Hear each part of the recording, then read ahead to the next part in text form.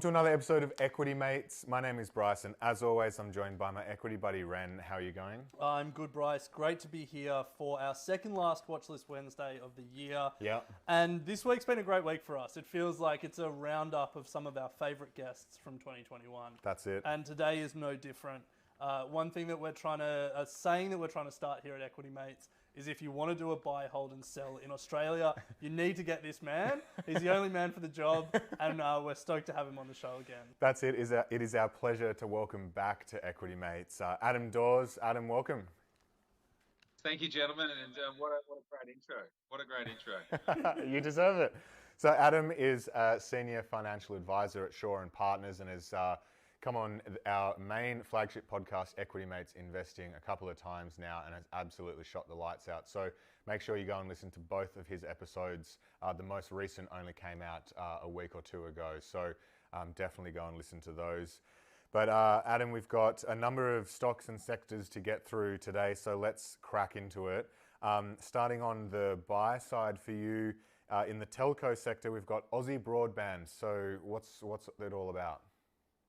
Yeah, look, certainly this one is one of those favourites, and I think certainly these small, nimble telcos are the ones to go for because Telstra, being the incumbent provider out there, can't really keep these people, keep their customers forever, and these smaller ones are the ones where you get that market share. Now, you've probably seen Aussie Broadband with all of the advertising that they've done out and around and about.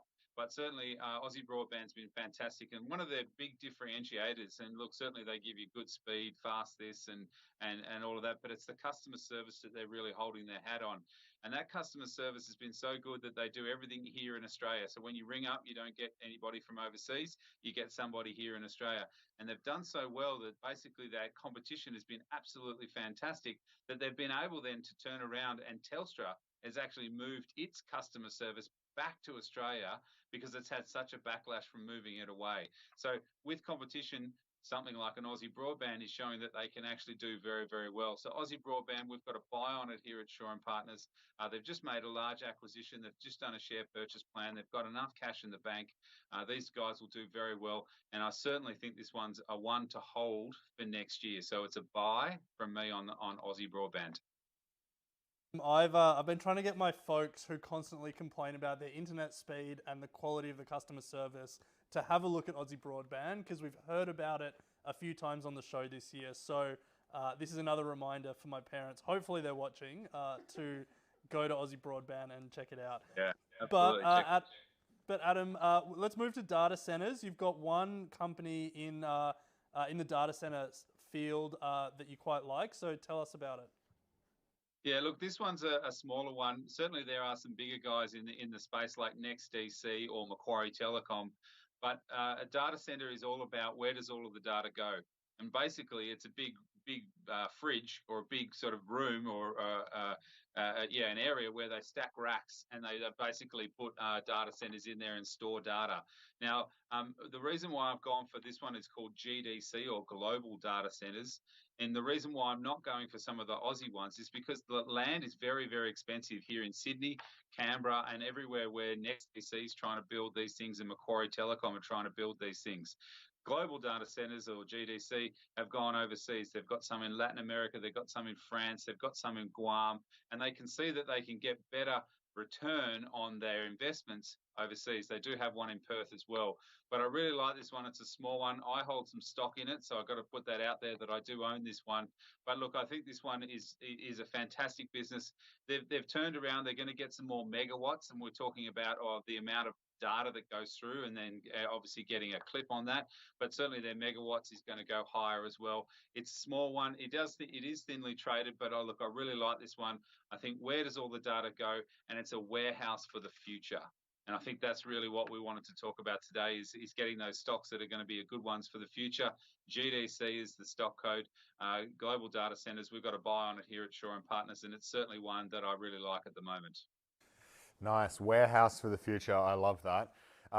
Speaking of, so let's move to the material sector, and one of Australia's blue chip companies, and that is BHP. So why is this one on the list?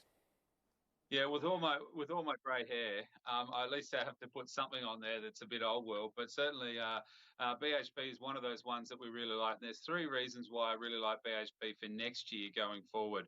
The first thing is that they're going to be selling a lot of their oil and gas. The first half of next year, they're going to sell a lot of their oil and gas assets to Woodside. Now, that's going to be a better deal for BHP shareholders than Woodside shareholders, and I certainly think that that's going to be one thing that's going to be moving. And we talk a lot about ESG, but it looks like BHP is starting to think about how they're going to tidy up their act a little bit to get that moving. So selling those oil and gas assets to Woodside. So that's the first thing. The second thing, in the second half of next year, they're looking to then remove their London Stock Exchange listing. So in other words, they're going to bring that all back to Australia, and that is called a unity trade or a unification trade. So their market cap will rise, and then all volume from around the world is going to come through the ASX. So we're going to see increased volume as well as then increased activity inside BHP, and I think that'll do well. But my third point for this one is that they're moving into potash. Now, they certainly see potash as being one of those ones where it's going to fuel the food industry for the world, or feeding the world. So potash is used in nitrates or to keep the soil arable as you go forward. And we've got a lot of potash here in Australia. And I think that one, again, is going to give them that green tick of approval going forward. So I think certainly something like a BHP, albeit it sounds very boring, and yes, there's a lot of iron ore in there, they are cleaning up their act, and I think this one looks really good for the future, though it's a buy for BHP. So, Adam, looking at, I guess, materials, but moving to perhaps a more exciting part of that sector, uranium is getting a lot of buzz these days, and you've got a company in the uranium space. So tell us about that one. Yeah, so my buy for the uranium space is Paladin. Now, Paladin is the premium name in the sector and the most liquid. Now, when you're investing, you always want to be investing in the sort of the top names instead of the bottom ones.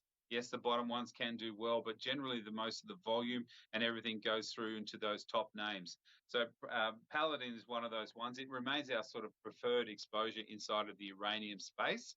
They are opening up their Heinrich Langer mine. Now, someone's going to correct me on my pronunciation of that, but they are going to then open that mine up next year as well. That's going to start to providing some uranium going forward. And I think that overall, look, we talked about a little bit about green side of things. This is certainly one that I think will do well. And uranium is now starting to be positioned as a green energy. And I think that's really, really important going forward for these businesses, is to understand that uranium is certainly one of those sectors that is going to do well over time. But certainly Paladin is the one, and it is the best and our most preferred in that space. So Paladin is the name, PDN is the stock code, and this one is also a buy. We're getting lots of buys here, boys. We're going to get onto the bad stuff, the sells soon, but I think we've got one more to go, don't we? Yeah, we love buys, Adam. So let's close out with a buy, and that's the hydrogen space. What are we seeing there?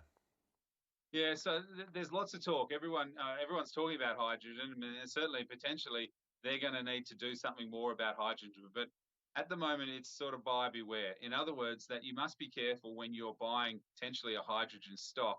The technology's been around for a while, and the technology is proven, but it's very hard for an analyst to look at a business, understand its metrics, and put a valuation around it. One, because there's no revenue coming in the door, and two, that it's still a sort of very infant sector.